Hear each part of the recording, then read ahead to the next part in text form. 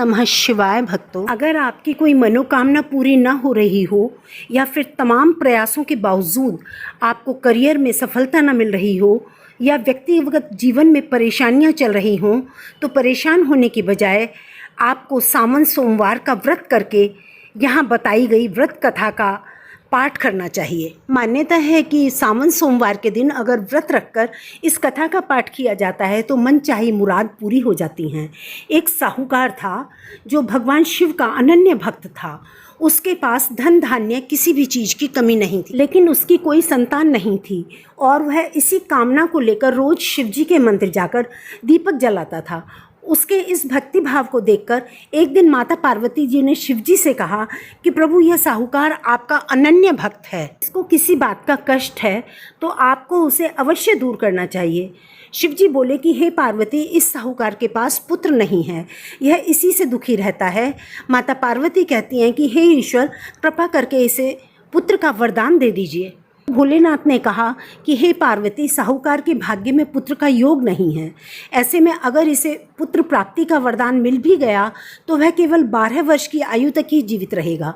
यह सुनने के बाद भी माता पार्वती ने कहा कि हे प्रभु, आपको इस साहूकार को पुत्र का वर देना ही होगा, अन्यथा भक्त क्यों आपकी सेवा पूजा करेंगे।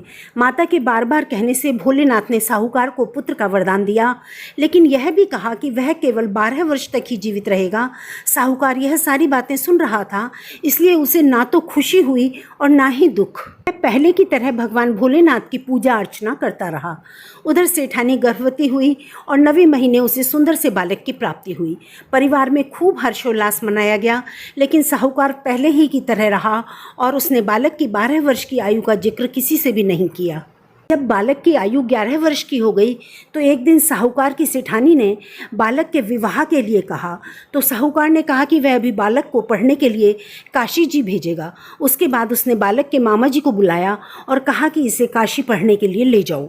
रास्ते में जिस स्थान पर भी रुकना, वहाँ यज्ञ करते और ब्राह्मणों को भोजन कराते हुए आगे बढ़ना। वे इसी तरह करते हुए यात्रा कर रहे थे कि रास्ते में एक राजकुमारी का विवाह था।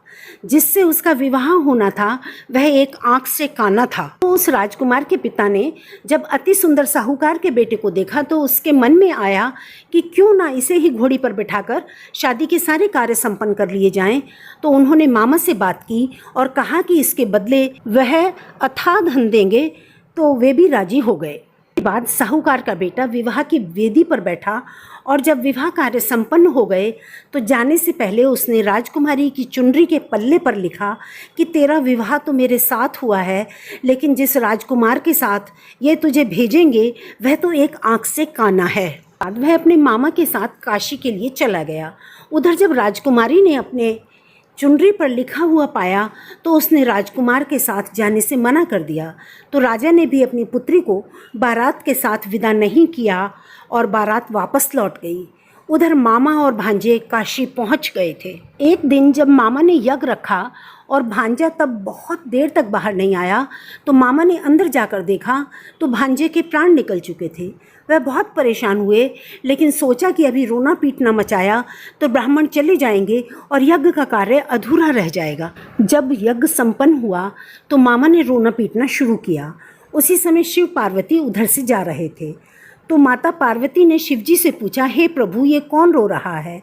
तभी उन्हें पता चला कि यह तो भोलेनाथ के आशीर्वाद से जन्मा साहूकार का पुत्र है। माता पार्वती कहती हैं कि हे स्वामी, इसे जीवित कर दीजिए, अन्यथा रोते रोते इसके माता पिता के प्राण निकल जाएंगे। तब भोलेनाथ ने कहा कि हे पार्वती, इसकी आयु इतनी ही थी सो वह भोग चुका है, लेकिन माँ के बार बार आग्रह करने पर भोलेनाथ ने उसे जीवित कर दिया। ओम नमः शिवाय करते हुए जी उठा और मामा भांजे दोनों ने ईश्वर को धन्यवाद दिया और अपनी नगरी की ओर लौटे। रास्ते में वही नगर पड़ा और राजकुमारी ने उन्हें पहचान लिया। तब राजा ने राजकुमारी को साहूकार के बेटे के साथ बहुत सारे धन धान्य के साथ विदा किया। साहूकार और उसकी पत्नी छत पर बैठे थे। उन्होंने यह प्रण कर रखा था कि यदि उनका पुत्र सकुशल न लौटा तो वे छत से कूदकर अपने प्राण त्याग देंगे। तभी लड़के के मामा ने आकर साहूकार के बेटे और बहू के आने का समाचार सुनाया। नहीं माने तो मामा ने शपथ पूर्वक कहा। तब तो दोनों को विश्वास हो गया और दोनों ने अपने बेटे बहू का स्वागत किया। उसी रात साहूकार को स्वप्न में शिवजी ने दर्शन दिए कि तुम्हारे पूजन से मैं बहुत प्रसन्न हुआ। इसी प्रकार जो भी व्यक्ति इस कथा को पढ़ेगा या सुनेगा और उसके बाद पंचामृत, चूरमा के लड्डू और हरी इलायची का भोग लगाकर प्रदोष काल के बाद प्रसाद के रूप में ग्रहण कर व्रत खोलेगा, उसकी सभी मनोकामनाएं पूर्ण होंगी। ओम नमः शिवाय। Thank you so much for watching the video. यदि आपको मेरा ये वीडियो अच्छा लगा तो मेरे चैनल को सब्सक्राइब करें, लाइक करें और अपने फ्रेंड्स के साथ शेयर करें। See you soon with a new video.